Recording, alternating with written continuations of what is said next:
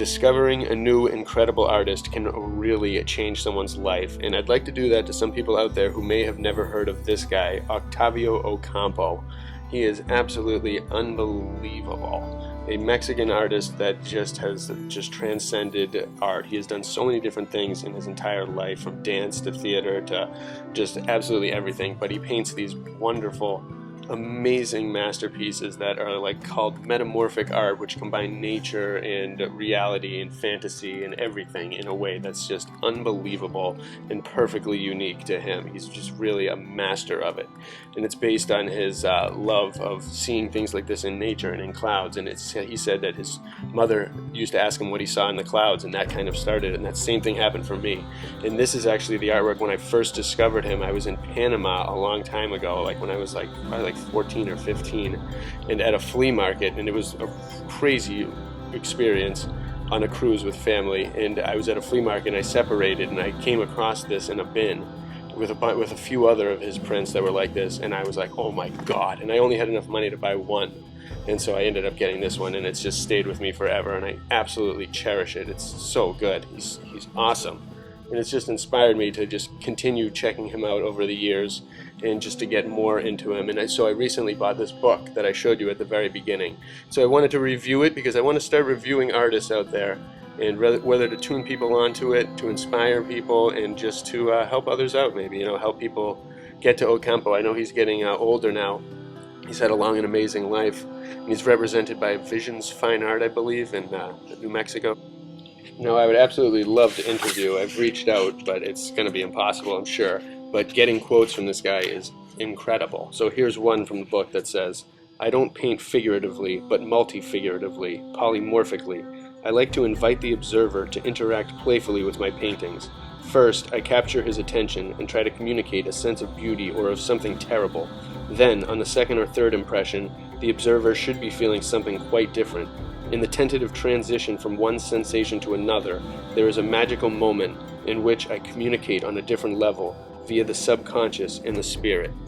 Now that is absolutely awesome, because I firmly believe that there are several different ways that art interacts with the spirit and the subconscious, that it does things that are just purely magical, that it's almost like it could be the key to helping others see some of this magic, and then maybe leading towards innovations that could utilize some of these kind of things, like the perfection. There's something with perfection, like all those old architectures and buildings, and just nature in itself is so perfect that it's almost like it's an illusion. It's just immaculate. Everything is.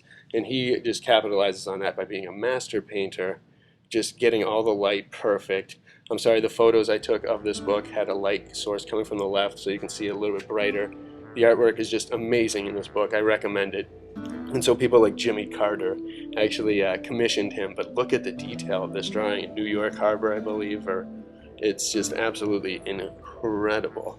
So many buildings, so many different details, and they all form they form him. They form the bodies of these people and the faces of these people, and it interacts with different things that have occurred in his life, or the person's life, or the figure, and you can't hold it against him. But he even commissioned by Cher, which I think she did it for her album cover, and she stinks now, but this is 1989 when she was okay.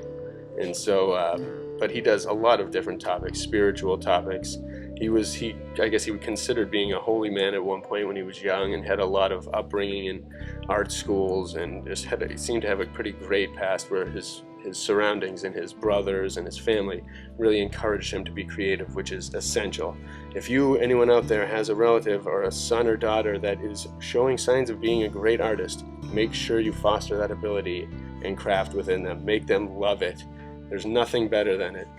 And we all deserve it. We all have this within us, but some people just, like, not everybody can paint like this. Some people could go for years and never see the world this way. That's the thing with artists that's amazing, is if you see the world in a different way and you have the ability to visualize it, and you got to become an artist, because you can share a glimpse into something that nobody else has ever seen. And especially with these next ones, I love how he takes ancient cultures and brings them back in amazing ways, and like just unbelievable. Krishna, You can see her massive face just being formed by all these things, the patterns of everything. So amazing, almost like a tessellation. Everything forms so well and is so smooth. And Shiva, and this is a beautiful representation of Shiva, unlike how she's been kind of hijacked of late by a lot of cerns and other things out there. But then these are also one of my favorites. The Buddha, the resting Buddha, like a dying Buddha below the tree, just glimpsed in such a way that incorporates a distant landscape, a close landscape, the animals, the moment that it happened. Like he did 2 of these representations and drawings, which is amazing. He inspired me to definitely do one as well. I think I have to. I owe it to the Buddha and to Ocampo. I want to honor him as well. And this is a mural that is just phenomenal. Like this should be in children's books. It should be in schools. Like that's the thing that needs to change, is the schools have been corrupted. But when schools used to show beauty in different images like this, like I remember so many books when I was younger where you'd have to find things within the image. You'd have to look deeper into the art. It wasn't just simple computer art with all these shapes and gradients and vectors. It was like actually elaborate art, hand-drawn like this, beautiful, thought-provoking, inspiring, colorful. You could find different things in it. It almost helped you go into nature and look for things and try to find amazing little bugs or frogs or anything. It inspires you, and that's what education needs to become more about, and this type of art just needs to spread. So I'm honored to be able to bring you guys Octavio Ocampo. I've always, in my classes that I've taught, always taught people about Octavio and introduced them to him. People like Dali as well, who I also love. But it's important that more and more people know about these artists, because it just helps everyone. You can feel better. I'm sure everybody out there is seeing even this collection that I've shared from this book and is finding something that they think is absolutely unbelievable, and they've probably went back to it or paused on it or screenshotted it. I hope you all do, and definitely check him out. Buy his book. These are incredible images. Look at, you see them one way, then he flips them upside down and you can see them a totally different way. It's amazing how different these ones are, yet how smooth each orientation looks. Like, just totally different. Amazing. And I've seen other artists do that before, but he does it in a really nice way, really nice, smooth, painted, very colorful way.